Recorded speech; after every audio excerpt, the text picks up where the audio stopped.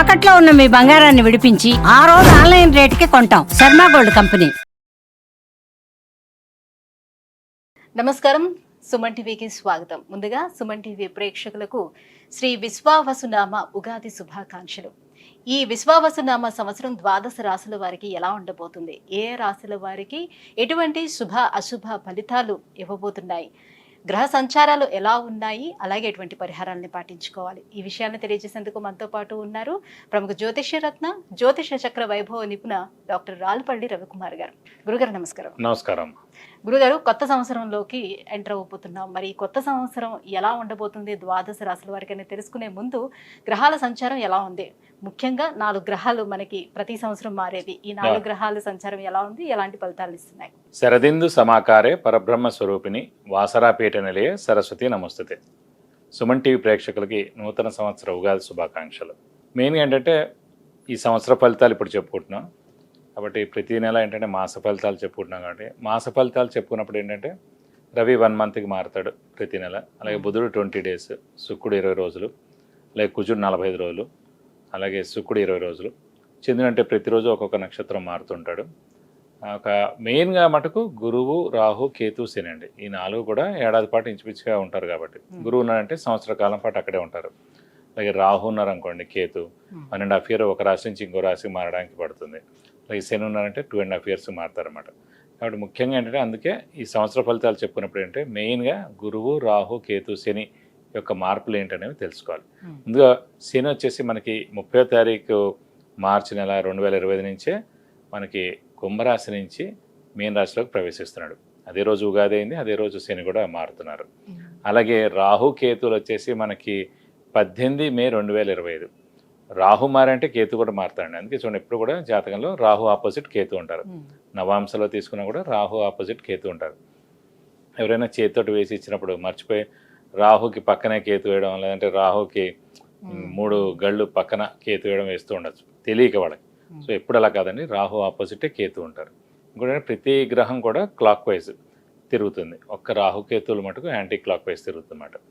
కాబట్టి రాహుకేతులు మటుకు ఏనార్థం ఒక రాశి నుంచి ఇంకో రాశి మారుతారు. అతనేమో 18 మే 2025 నుంచి ముఖ్యంగా రాహు వచ్చేసి మనకి కుంభరాశిలోకి వస్తాడు, అలాగే కేతు వచ్చేసి మనకి సింహరాశిలోకి వస్తారు. వీళ్ళిద్దరు కూడా ఏనార్థం పీరియడ్ అక్కడి నుంచి ఉంటారు 18th మే నుంచి. నెక్స్ట్ వచ్చేసి మన గురువు, ముఖ్యంగా ఏంటంటే గురువే ఇంపార్టెంట్. అందరూ అనుకుంటారు గురువు మార్పు మళ్ళీ నేను వస్తాను. గురువు ఏ రోజైతే మారుతాడో ఆ రోజే పుష్కరాలు స్టార్ట్ అవుతాయండి. ఇదే రూల్ అనమాట. సాధారణంగా గురువు ఏ రాశి నుంచి ఏ రాశి మారుతాడు మనం అనుకుంటుంటాం. మన జాతకం చెప్పినప్పుడు కూడా మన రాశి నుంచి 2వ స్థానంలో, 5వ స్థానంలో, 7వ స్థానంలో, 9వ స్థానంలో, లాభస్థానంలో గురువు ఉన్నప్పుడు మన శుభ ఫలితాలు చెప్తుంటాం కదా. సో అందరూ అనుకుంటుంటారు అబ్బాయి ఎప్పుడు మన రాశి నుంచి 2nd హౌస్ వస్తుంది, ఎప్పుడు మన రాశి నుంచి 5th, 7th, 9th, 11th వస్తుంది.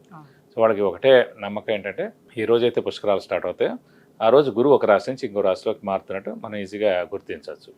ఇంకోటి అంటే ముఖ్యంగా చాలామందికి అంటే ఇప్పుడు కొంతమందికి వివాహం కాని వారు ఉంటారు, సంతానం లేని వారు ఉంటారు, ఉన్నత చదువు గురించి వెళ్ళిన వాళ్ళు ఉంటారు, అలాగే ఫారెన్ విజిట్స్ కానీ, ట్రావెల్స్ కానీ, అంటే అసైన్మెంట్స్ కానీ గురించి వెళ్తారు, కొత్త జాబ్ గురించి, ప్రమోషన్స్ గురించి, అలాగే సంతానం, గృహం, వాహనం ఇవన్నీ కూడా మనం చెప్పుకోవాలంటే కనుక గురువు యొక్క మార్పుతోటే చెప్పాలన్నమాట.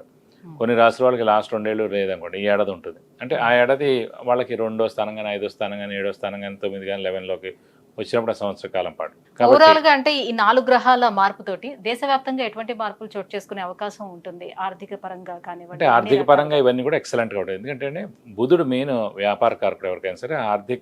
ఆర్థికానికేమో బుధుడు అవుతాడు, అలాగే గురువు కూడా అవుతాడు. గురువు వచ్చేసి మనకి సంచారం మిథున రాశిలోకి వస్తున్నాడు. మిథున రాశి అధిపతి బుధుడు అండి. సో ఎప్పుడైతే మిథున రాశి అధిపతి బుధుడిని ఈ గురువు కలుస్తాడో, అంటే ఆ మిథున రాశిలోకి వచ్చి సంవత్సర కాలం పాటు ఉంటాడో, సో వ్యాపార అభివృద్ధి ఉంటుంది, దేశాభివృద్ధి ఉంటుంది, అన్ని విధాలు కూడా చాలా బాగుంటుంది. ప్లస్ చాలామంది అంటే ఇంకా వ్యాపారం విపరీతంగా పెరుగుతుంది, ఎక్స్పోర్ట్ కానివ్వండి ఇవన్నీ కూడా విపరీతంగా పెరుగుతాయి అన్నమాట. వాతావరణ పరిస్థితుల్లో ఎటువంటి మార్పులు? వాతావరణం కూడా చాలా బాగుంటుందండి. ఎందుకంటే శని కూడా మనకి గురువు స్థానం అయిన మీన రాశిలోకి వస్తున్నాడు. ఇంకోటి ఏంటంటే ఆధ్యాత్మిక కారకుడు శని, గురువు, కేతు కూడా అండి. అలాంటి ఆధ్యాత్మిక కారకుడైన శని వచ్చేసి మనకి గురువు రాశి అయిన మీన రాశిలోకి ఉంటాడు కాబట్టి సో ఆధ్యాత్మిక వాతావరణం 2.5 ఇయర్స్ పరిపూర్ణంగా ఉంటుందని చెప్పుకోవచ్చు. శత్రు దేశాల నుంచి వివాదాలు కానీ అలాంటి చోటు చేసుకుని అలాంటివి అయితే ఏ ఇబ్బంది ఉండదు, ఖచ్చితంగా ఉండదు. జూన్ తర్వాత నుంచి ఇలాంటి ప్రాబ్లమ్స్ అన్ని కూడా తీరిపోతాయి. కొన్ని రోజులు ఏంటంటే కుజుడు కూడా నీచ స్థానంలో ఉంటాడు అన్నమాట కర్కాటక రాశిలో ఈ మే, జూన్ ఆ సమయాల్లో. ఒకసారి జూన్ వెళ్ళిపోయిన తర్వాత నుంచి మటుకు ఎలాంటి ప్రాబ్లమ్స్ ఉండవు దేశానికి మటుకు.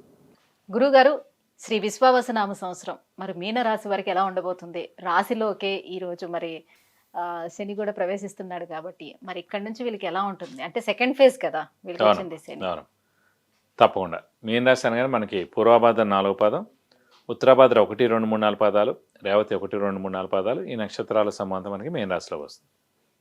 మీన రాశి వారికి ఫస్ట్ ఆఫ్ ఆల్ చతుర్థ స్థానంలో గురువు ప్రవేశిస్తున్నాడు.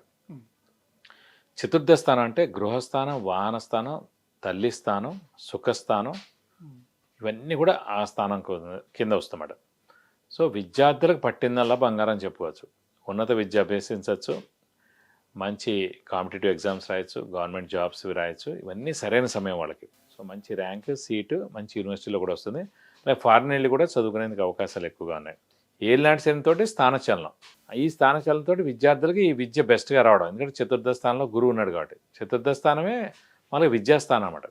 ఇప్పుడు 4th హౌస్ని చూస్తారండి ఎలాంటి విద్య వస్తుందని.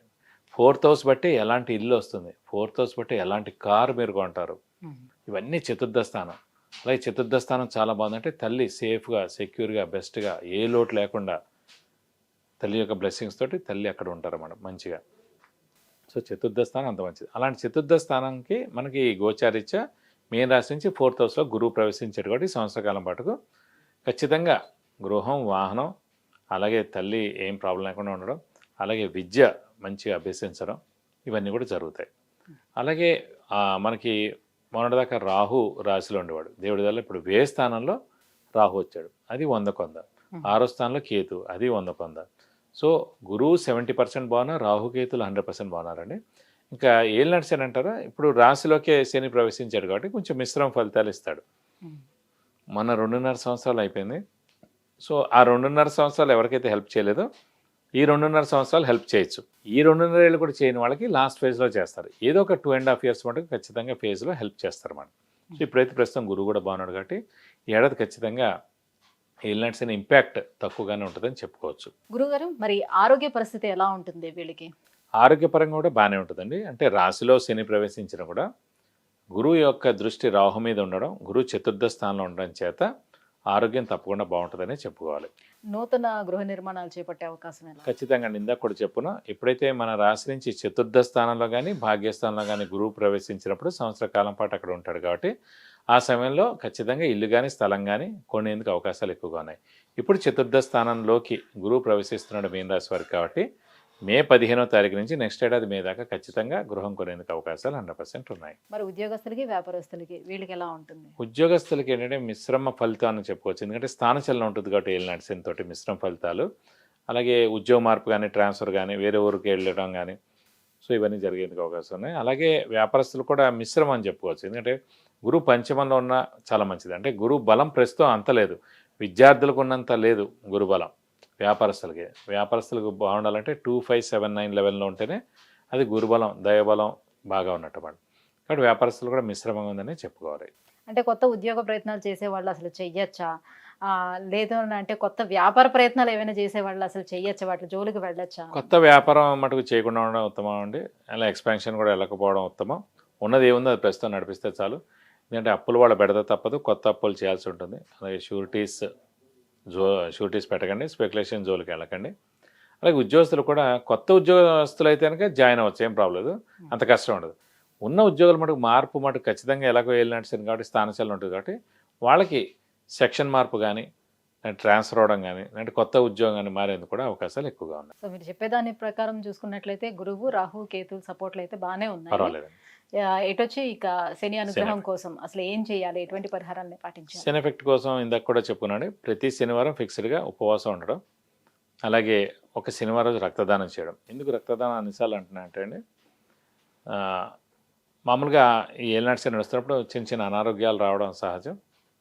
చిన్న చిన్న దెబ్బలు తగలడం, చిన్న చిన్న యాక్సిడెంట్స్ జరగడం ఇలా జరుగుతుంటాయి. అలా జరిగినప్పుడు మనకి టెస్టులు చేయడం ద్వారా మన బ్లడ్ అంతా వాళ్ళు తీసేస్తారు. వాళ్ళు తీసే లోపలనే మనమే రక్తదానం చేస్తే శనివారం రోజున శనికి ఇస్తున్నట్టుగా మనం ఫీల్ ఇస్తే అది ఎవరెవరికి ఉపయోగపడుతుంది. కాబట్టి ఆల్రెడీ ఎవరో యాక్సిడెంట్ కేసులో రక్తం కావాలి, మన బ్లడ్ ఎక్కిచ్చారు. ఎవరికో సర్జరీ అవుతుంది, మన బ్లడ్ ఎక్కిచ్చారు. ఎవరికో బ్లడ్ చాలా లోపంగా ఉంది, అది ఎక్కిచ్చారు. సో వాళ్ళ ఫ్యామిలీ మెంబర్స్ బ్లెస్ చేస్తారు. అమ్మాయి చాలా థ్యాంక్స్, దేవుడి దయలో మా ఆయన బయటకు వచ్చారు, మా ఆయన గట్టెక్కారు. ఆ బ్లెస్సింగ్స్ మనకు రాగానే మనకి ఏ యాక్సిడెంట్ జరగకుండా ఉంటుంది, మనకి ఏ అనారోగ్యం జరగకుండా ఉంటుంది, మనకి దెబ్బలు తగలకుండా ఉంటుంది, మనకి ఏ సర్జరీలు జరగకుండా ఉంటుంది. అటు చిన్న రక్తదానం చేయడం ద్వారా అటు మన ఆరోగ్యం బాగుపడుతుంది, అవతల వాళ్ళ ఆరోగ్యాన్ని కూడా మనం బాగుపరిచినట్టు ఉంటుంది. విద్య, ఉద్యోగం, వివాహం, విదేశీయానం, ఆరోగ్యం, అలాగే ఐశ్వర్యం, వీటన్నిటి గురించి తెలుసుకోవాలంటే కింద స్క్రోల్ అవుతున్నటువంటి నెంబర్లకి కాల్ చేసి గురువుగారు అపాయింట్మెంట్ పొందవచ్చు. గురుగారు, శ్రీ విశ్వావసునామ సంవత్సరం మీనరాశి వారికి ఎలా ఉండబోతుంది, ఎలాంటి పరిహారాలను పాటించుకుంటే ఇంకా బాగుంటుంది వీళ్ళకి, ఈ విషయాలన్నీ కూడా తెలియజేసినందుకు ధన్యవాదాలు. నమస్కారం.